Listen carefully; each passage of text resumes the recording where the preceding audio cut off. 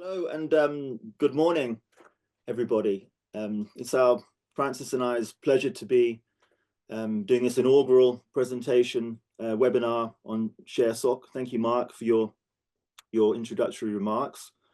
Obviously, it's clear some of the participants are already shareholders, so good to talk to you again. The presentation, which will be about 20 minutes or so by Francis and myself, will actually go over some of the obviously the important tenets of the trust. So for those that you already know about it, apologies, but without any further ado, Baker Steel Capital Managers, we are a specialist natural resources focused firm. I'm one of the co-founding partners of the firm. We were established 25 years ago now. We're FCA regulated. Our head office is in London with an office down in Sydney, Australia. We like to think that we have a strong track record, and I think we're quite well known within the resources space. We're independently owned and very focused on generating performance. You can see here that the three strategies that Baker Steel Capital Managers offer to investors. Clearly today we're talking about Baker Steel Resources Trust, which is listed as an investment vehicle listed on the London Stock Exchange. This would be I suppose our most focused and highest alpha generating strategy within the three broad strategies offered by our firm. The other two, just to note in passing, both of those invest purely in publicly listed mining stocks. The Precious Metals Fund on the left there, and the Baker Steel Electrum Fund, which is investing in future-facing metals, so those that we expect to do particularly well from the decarbonisation and electrification trends.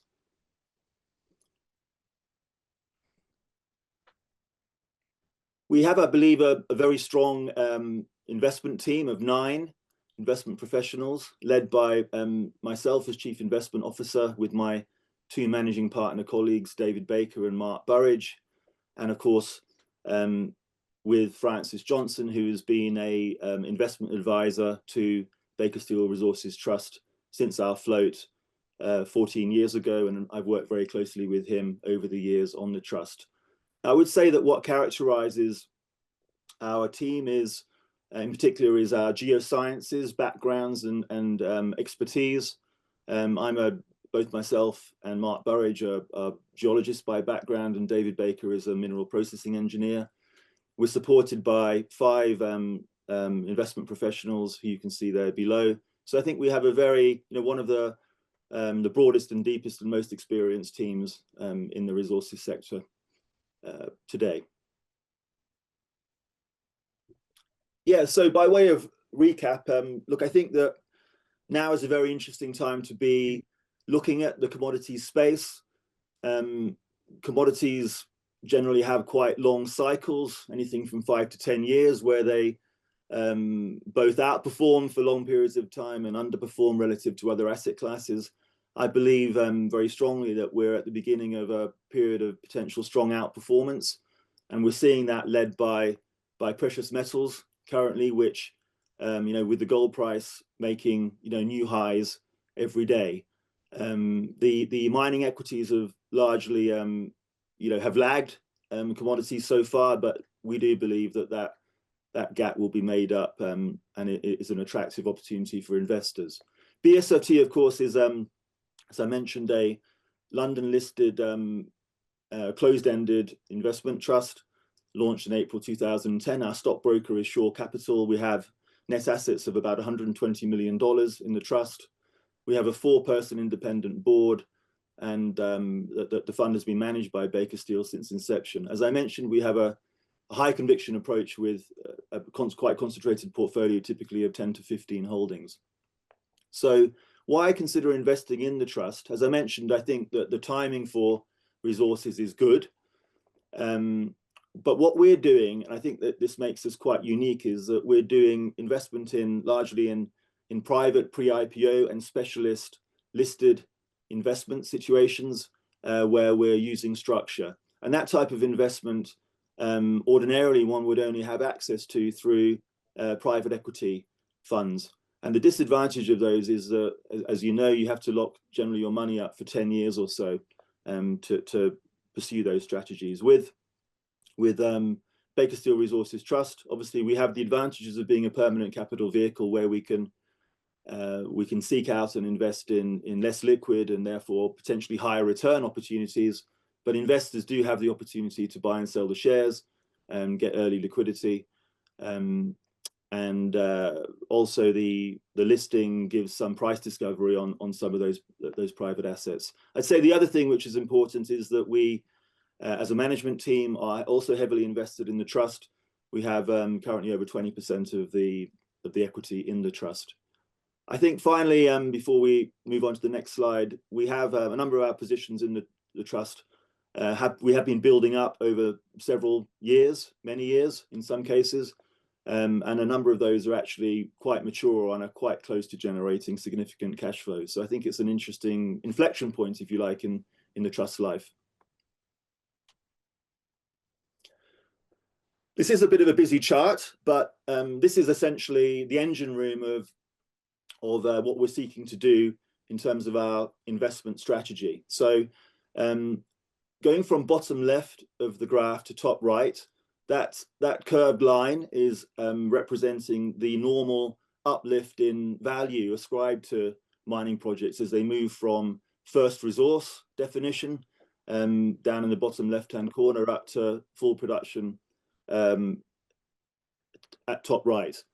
And ordinarily, there's a three to four times uplift in valuations over that curve, which of course, bringing projects on stream these days, the quickest would be probably 5 or 6 years and often up to 10 years. So that's the sort of investment horizon, but nevertheless, very attractive returns. The other thing is that curve does move up and down as commodity markets come in and out of fashion. So that's a sort of secondary source of return through some market beta.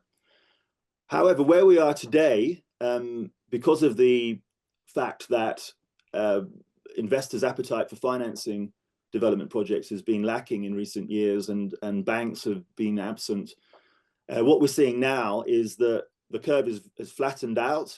However, there is a major step up upon a financing event. So that's the area of the market that I think is offering really interesting opportunities for investors today, where one can get a maybe 2 to 3 times uplift over a much shorter period of time. So that's the area that we're looking most particularly at. And a number of our holdings, as Francis will talk about, are poised, we think, to get that sort of uplift through a financing.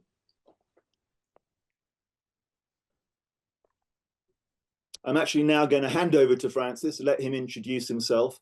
He has a background in mine building, so I think it's opportune for him to actually talk us through some of the risks which are associated with bringing projects on stream and how we go about mitigating them. So over to you, Francis.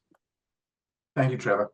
Yes, my background is initially in corporate finance, but then for the last 30 years, I've been more involved in junior companies and bringing mines into production and experiencing firsthand, I guess, some of the pitfalls that can happen to even good management.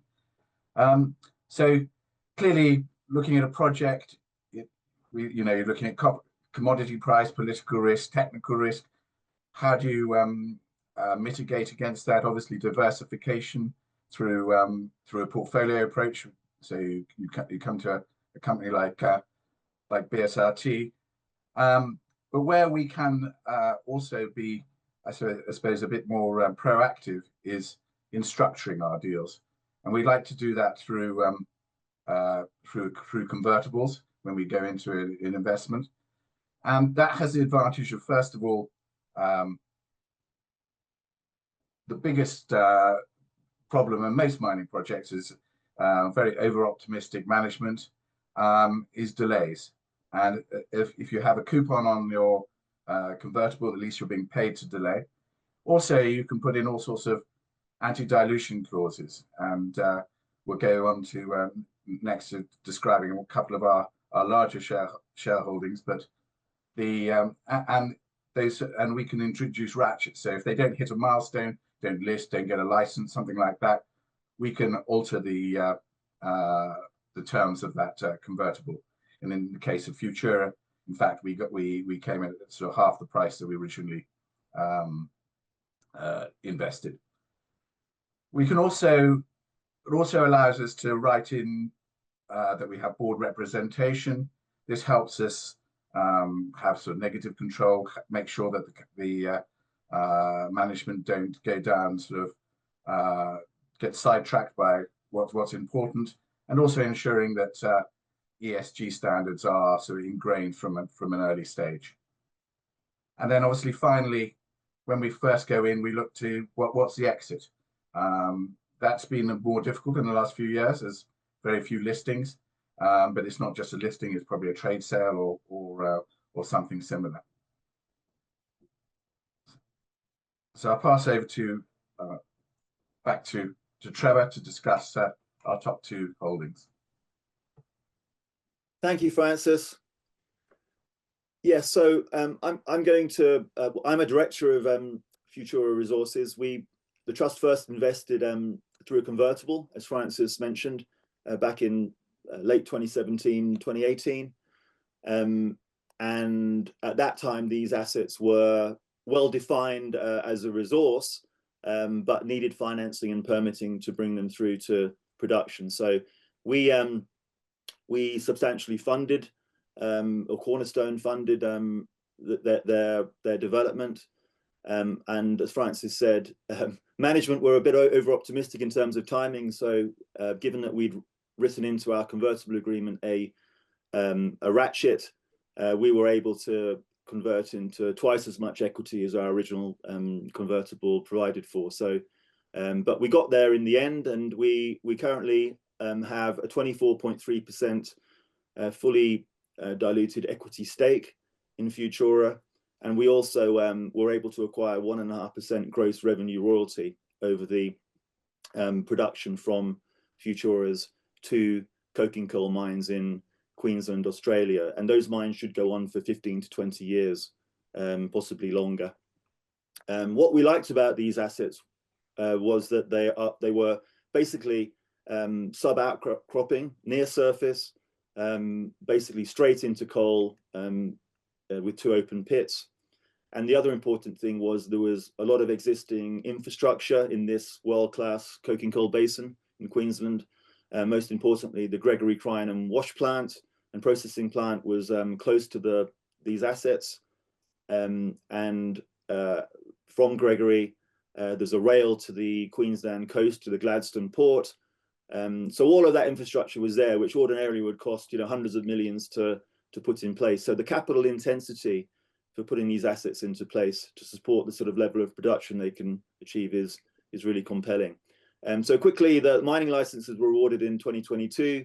A convertible financing of 30 million was completed in September 23.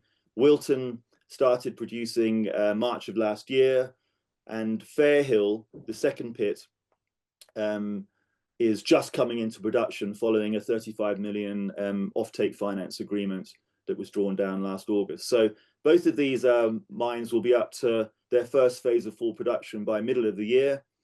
And then looking out 12 months from then, they're capable of generating EBITDA of 60 to 80 million Australian dollars per year. And then the royalty, the 1.5% royalty that we have, should support something around about 4 million Australian, assuming the current forward prices. The base case NPV 10 on these assets using long-term coal price assumptions is over $300 million. If you look at the bottom left of the slide, the carrying value on 100% of the equity of Futura is 120 million. So this is a private company. In terms of valuing it, we've left some significant discounts, if you like, to the value until we see the assets up and at full production, and then we'll look to remove those remaining discounts. Yeah, a quick slide, a picture of our location. Wilton and Fairhill licenses there in the middle.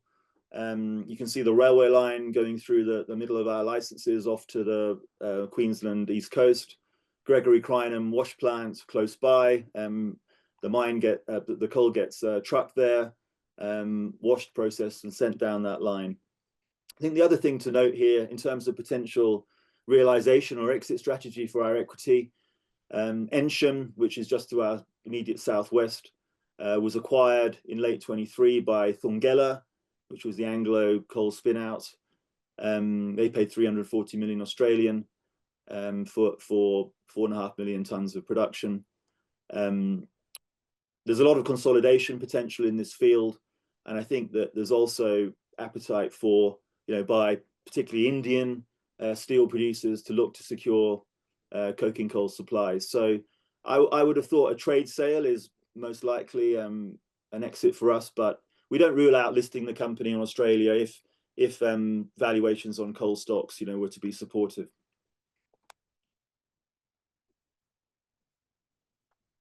Okay, shifting gear now into cement in Morocco.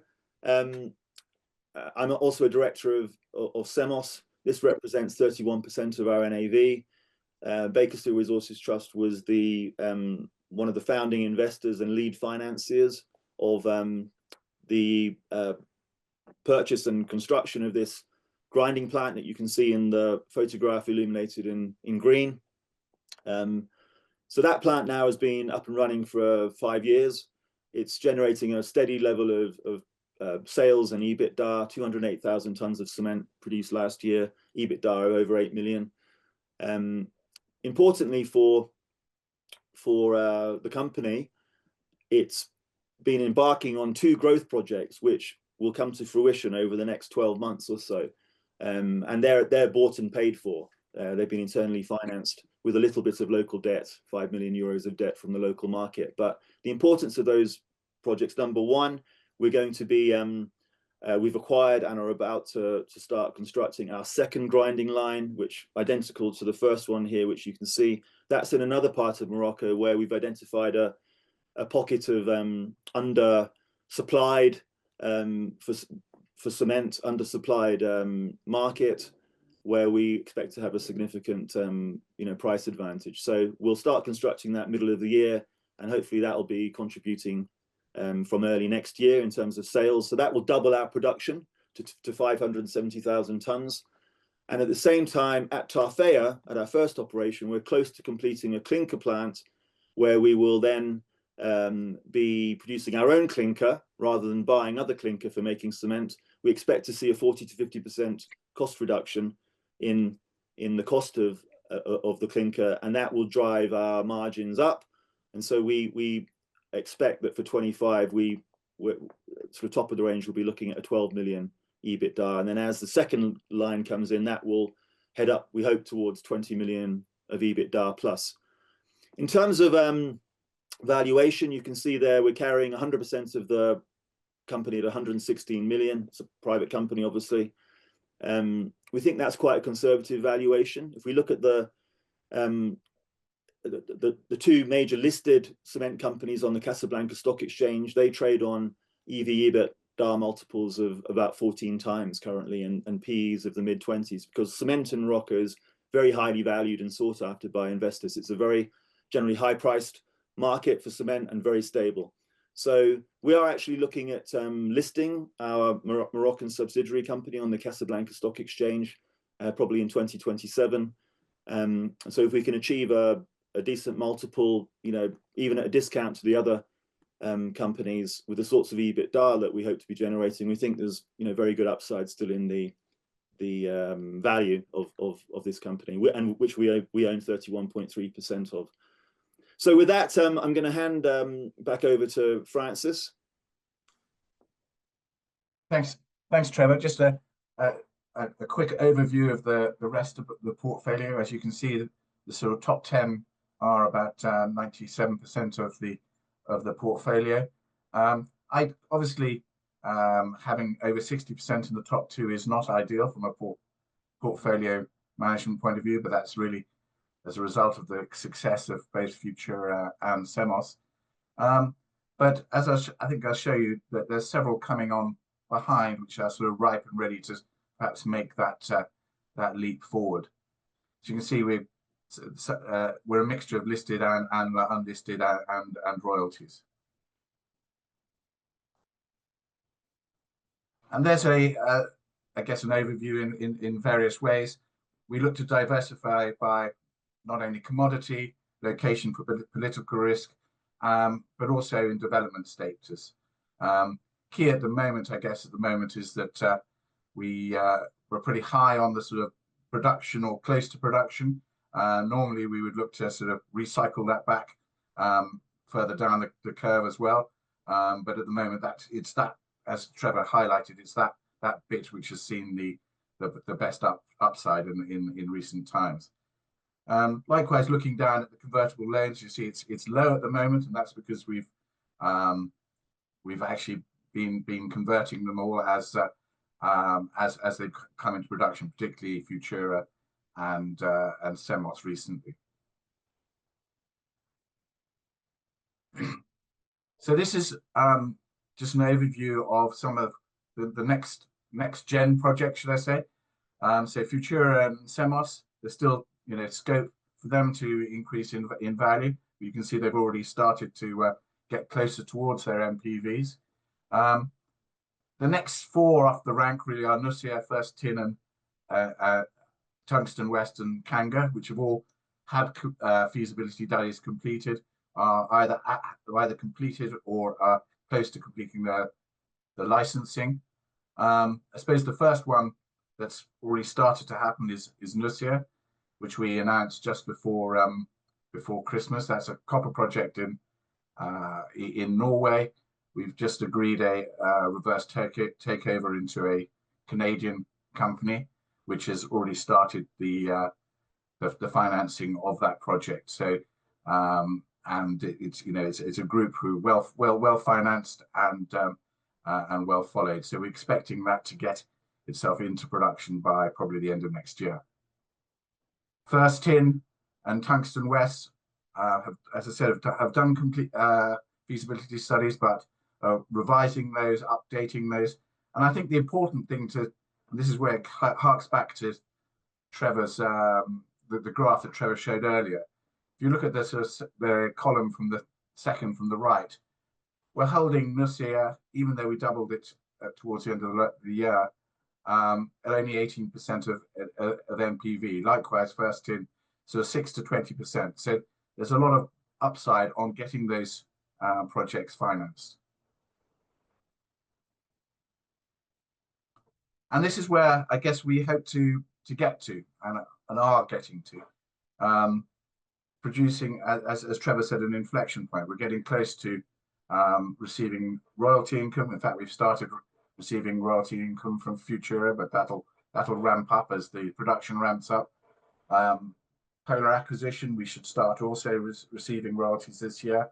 Bilboes is probably a couple of years out, still needs to be developed. But then dividend income will be very important if we don't we don't sell the equity down.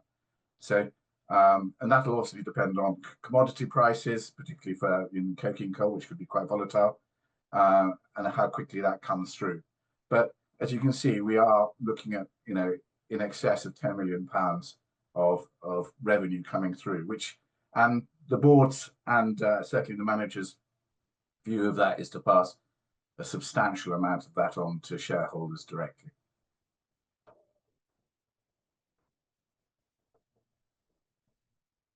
Thank you, Francis. So just wrapping up and summarising before we go back to Mark and for a Q&A. Hopefully we've shown that a number of our larger holdings are quite mature and close to providing very good cash flows that we can harvest. There's we believe a material uplift still potentially in the portfolio coming as we remove the remaining development discount risks on, in particular, Futura and Semos, as their growth projects are realised. And then Francis has described the second wave of advanced projects, which we think could generate some nice returns as they get financed. Generally speaking, mining equities are relatively undervalued compared to other stocks out there, and fundamentally look cheap relative to current levels of commodity prices, and I guess particularly in the precious metal sector. So there are good opportunities to pursue, and particularly in development companies that require a last financing to get going. So we'll be sort of focusing on those in terms of future opportunities, as well as and sort of integral to that is the fact that there's more opportunities for mining projects in the future facing metal space, and that's only likely to grow. So we expect that our our allocation of our portfolio will increase towards future facing metals over time. So yeah, so we hope that the share price can start to improve. We are at a significant discount to NAV, and we think that NAV offers quite interesting upside as well, particularly if commodity prices give us a nice following wind. So with that, I will hand back to Mark, and happy to take any questions that you might have. So thank you. Thanks very much, Trevor, Francis. That was a very interesting presentation. We do have a number of questions. I'll just remind delegates, if anyone would like to ask a question, just click the Q&A button, which you should find towards the bottom of your screen, and we'll deal with those questions. Thank you. So first of all, we had a couple of questions relating to Futura, so I'll put those together. The first one was, how much debt does Futura carry? And the second one is, who are the other shareholders in that company?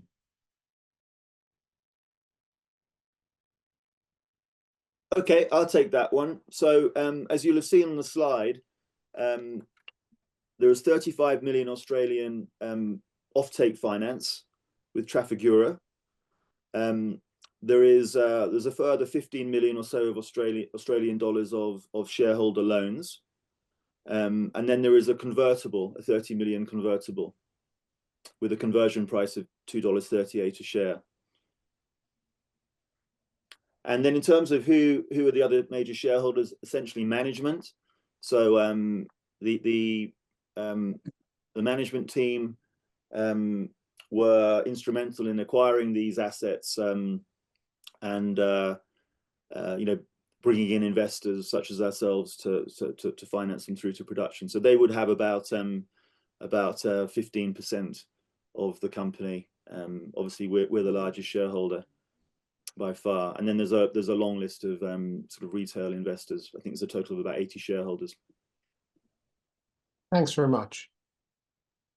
And then a question from William. I think historically you had some investments in Russia. And William asks, what probability do you place on getting anything back from Russia? And any further information on that? How much, when, etc. Yeah. Okay, I'll take that. So you'll have seen there in the slide we talked about potential royalty income of 1 to 2 million a year from silver. That relates to an asset in Russia, a producing mine called Prognos Silver. That was owned by Polymetal International. Those assets were sold by Polymetal International last year, and Polymetal has now renamed itself Solidcore Resources and are domiciled in Kazakhstan and have no Russian assets anymore in their portfolio. But they do have still a royalty obligation to us in respect of production from the Prognos mine. So effectively, it's like a derivative contract that they have to us, which is a liability, which they accept as a liability. So I think there is a good chance that we will receive either royalty income in due course, because the production from the mine is just getting to the point now where it will generate revenues, and therefore our royalty is eligible to receive to be paid. So I think we'll either get those, or Solidcore may make us an offer to extinguish that liability.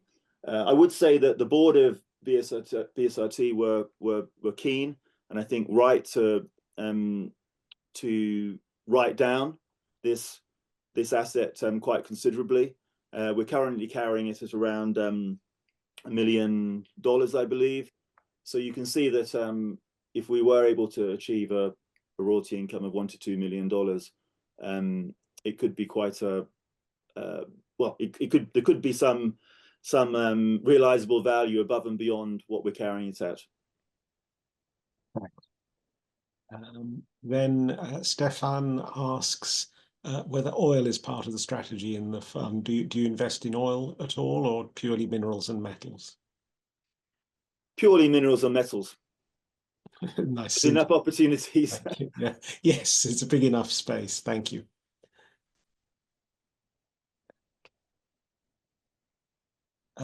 And then Gavin asks about the valuation that you've put on Semos. He thinks that it looks low given the 2024 EBITDA and the planned doubling in capacity plus cost savings. So he infers that there should be, once all of that's done, about 26 million euros of EBITDA. What are your thoughts on that? Have you been ultra conservative on this one, or has Gavin made some incorrect assumptions there? Look, I think Gavin is right in terms of, if you like, the high end of our targeted range of potential EBITDA generation. You've got to remember that manufacturing cement and selling cement, it's not a mining operation. You know, you need to sell what you produce. So, you know, one always has to be a bit cautious about, you know, the level of sales that are achievable, particularly with our second operation. It's a new market that we're going into. So we're being somewhat conservative in terms of our sales build-up assumptions.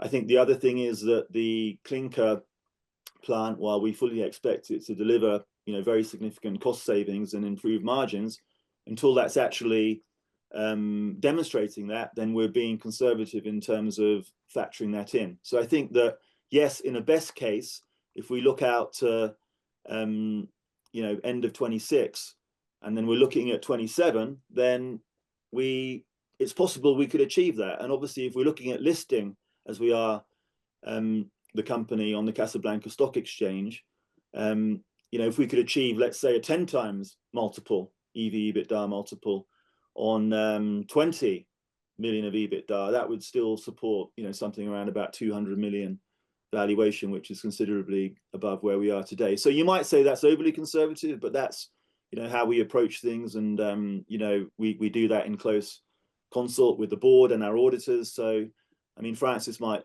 like to say just a few words on, I suppose, how we value our private assets and the sorts of haircuts that we use and how we arrive at these valuations.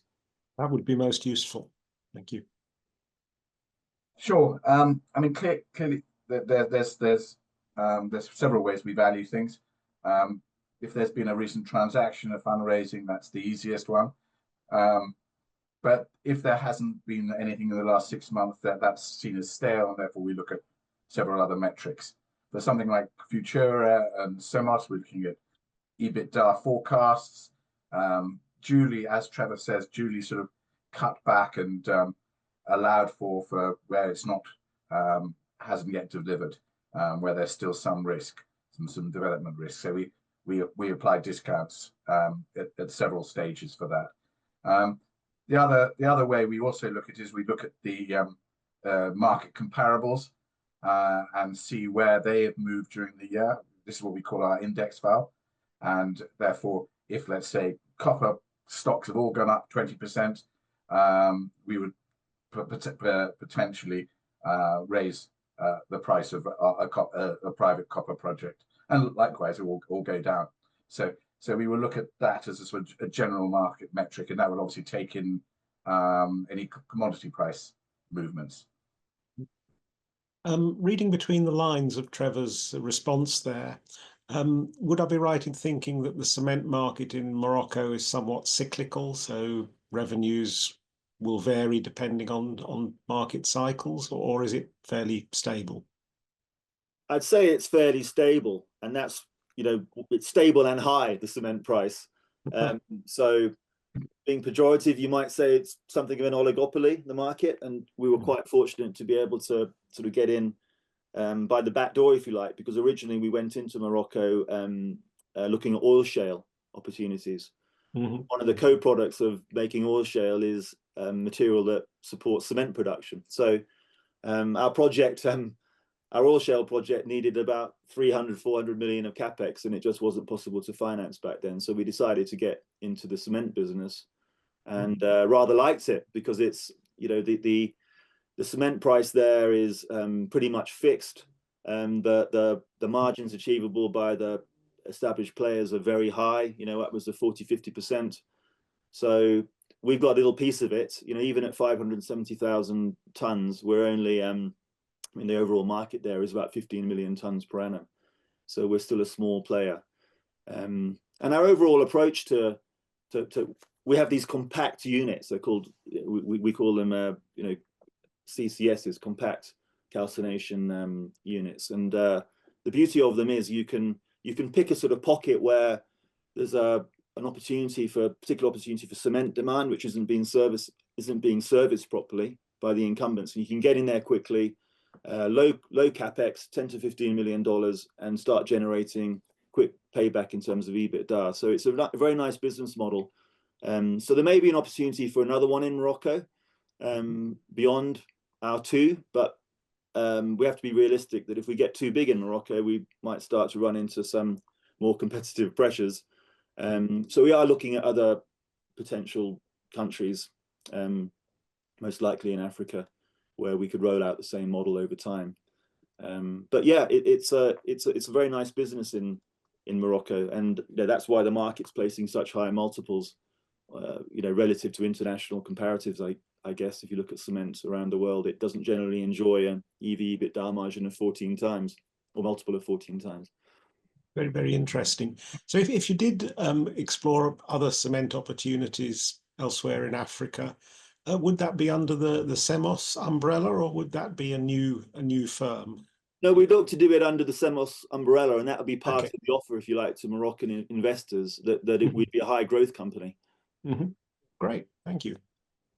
Okay, so next we move on to a question from Michael.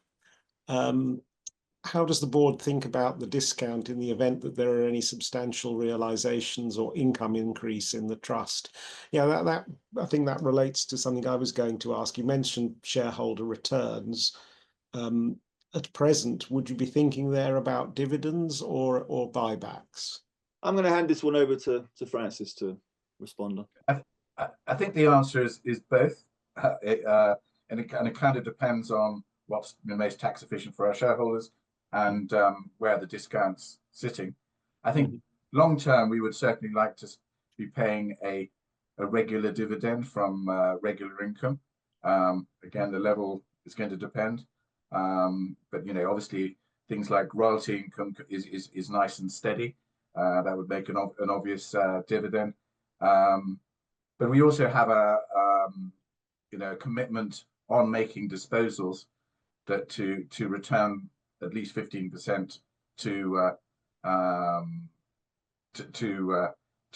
shareholders, and we did that a few years ago with a tender offer. Yeah, so it's going to depend on the advice from the brokers and what our shareholders are looking for.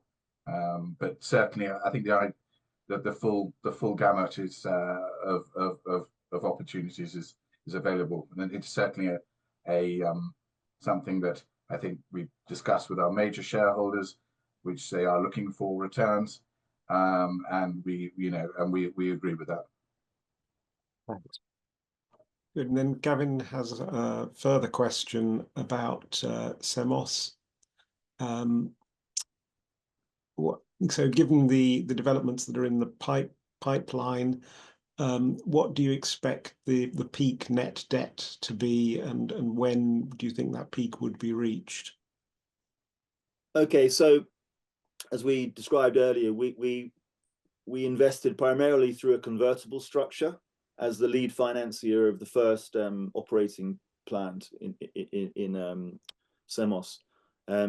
we've recently converted that into equity, and as you saw there, we have 31% of Semos's equity. So yeah, we have a very significant equity stake. Sorry, I missed the second part of the question. So it was, where do you expect the net debt to peak? And I'm sorry, yeah, the reason I forgot that is because we haven't really got any debt. We have a 5 million credit line with BMC Capital in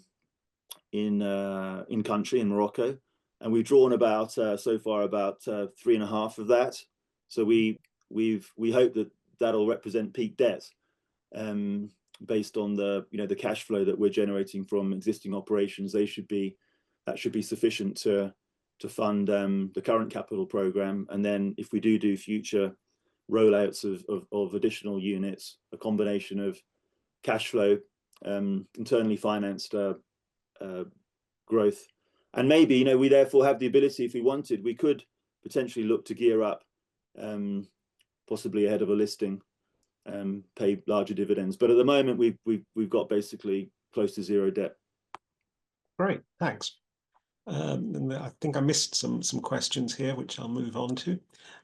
So Michael is asking, how do you factor environmental costs and risks into your projects and NPVs? Yeah, good question. Well, environmental risks, the ESG risks. I mean, at a Baker Steel level, we actually have developed our own internal scoring system for all of our investee companies and potential companies in our investable universe.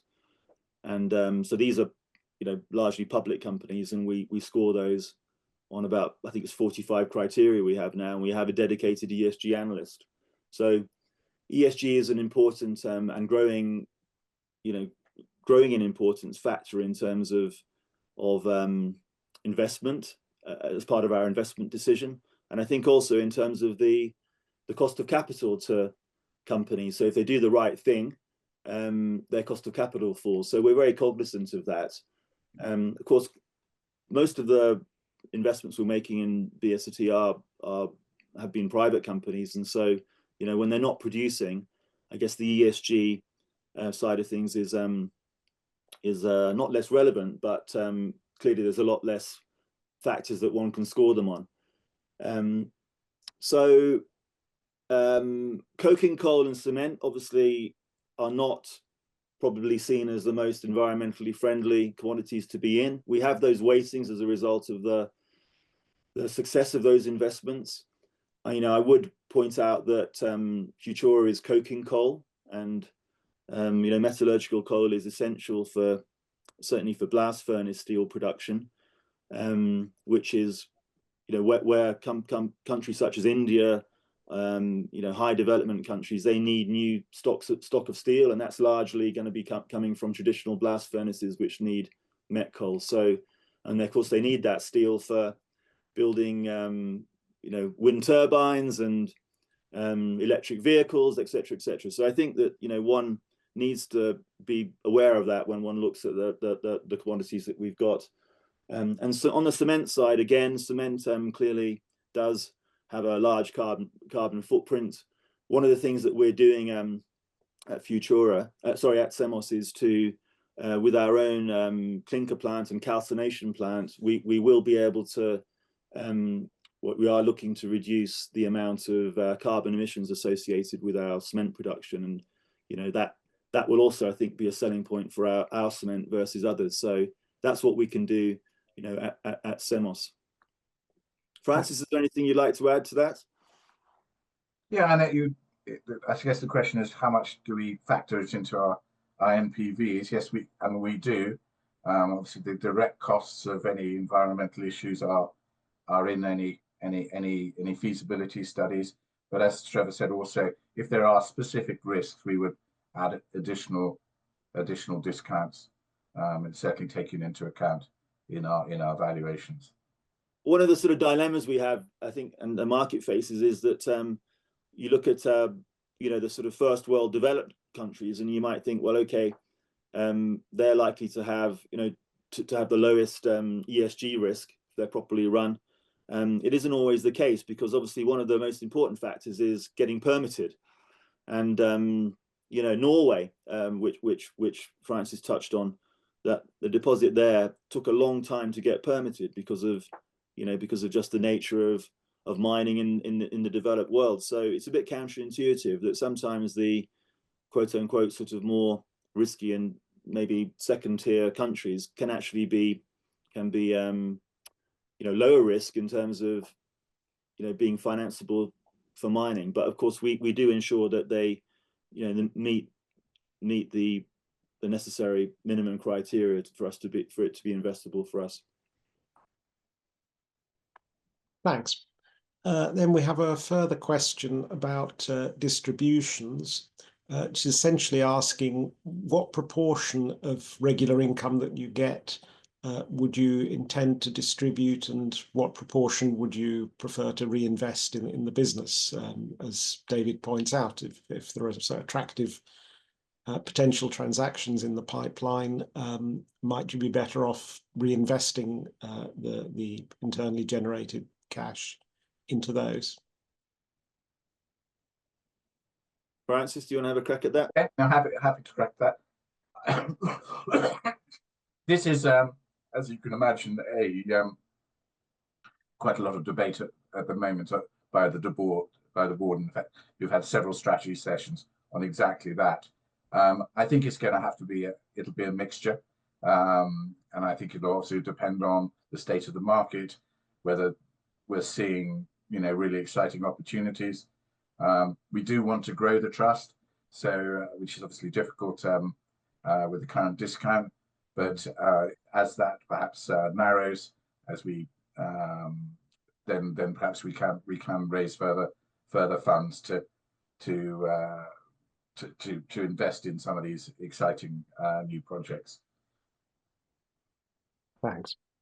And then the final question we have from William is that there appears to be large upside at First Tin and Tungsten West. What has to happen to see anything significant there? Tungsten West, I'm quite familiar with myself, as I'm an investor in Hargreaves Services, which you undoubtedly know a relationship with there. The answer is fairly clear to me there, which is it's all about financing, and I wonder what you think the prospects are for Tungsten being able to finance the mine that it wants to bring back into service. We've been quite close to it. Obviously we are actually still the biggest shareholder, single shareholder, and even diluted with the convertible, we'll have about just under 10%. I think it's you know, we're going to see something in the next month or so. I understand of a new plan, not only just a revised feasibility study with the new management who seem very impressive, but also how it's going to be financed. And you know, the basic numbers are it's going to cost something of the order of £70 million to put into production, and it should be producing cash flow of about 30 million a year for 20 years. So on the bare bones of it, it looks a very interesting project, which is not only you know, potentially very profitable, but also eminently financeable. And I think some of it's going to come from it's going to come from sort of parastatal type money. Either you saw the tin project in Cornwall got government money recently, but there's potentially European money, there's potentially American money, because tungsten is a strategic product, and you know, about 80% of it comes from China. And if there are going to be sort of tariff wars and trade wars, you know, Western tungsten is going to become much more valuable. Right, and First Tin mentioned as well. First Tin, I think has got it's got two development projects, Taronga in Australia, and it has a project in Germany, in the Saxony region.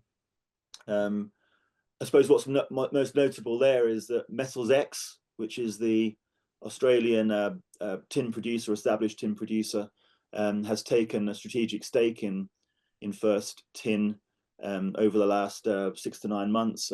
It bought a block of stock and it's subscribed for additional equity, such that it has a 29.9% equity position now, and it's, I think, fairly clear that their interest is in the Taronga project. And Taronga is moving towards, I mean, it's updating its feasibility study, and the project seems to get better and better in terms of metallurgical recoveries as they do further work on it. But the key thing there is permitting, which they hope to complete earliest sort of end of this year, maybe more likely first quarter of next year. And I think at that point, or even before, Metals X would no doubt like to have the Taronga project in their development pipeline. So how that plays out, I mean, it could be a takeover of First Tin, or it could be a sale of Taronga, or you know, various other iterations. But we do think that the company offers pretty interesting upside, given that sort of strategic interest. Great. So yes, both of those do look to have interesting potential. Well, thanks very much for the presentation and for the questions, and thanks to the audience as well for some excellent questions there. That certainly added some liveliness to the whole event. So that's great. Thank you both, and thanks again to the audience. Thank you, you. Mark. Thanks, everybody.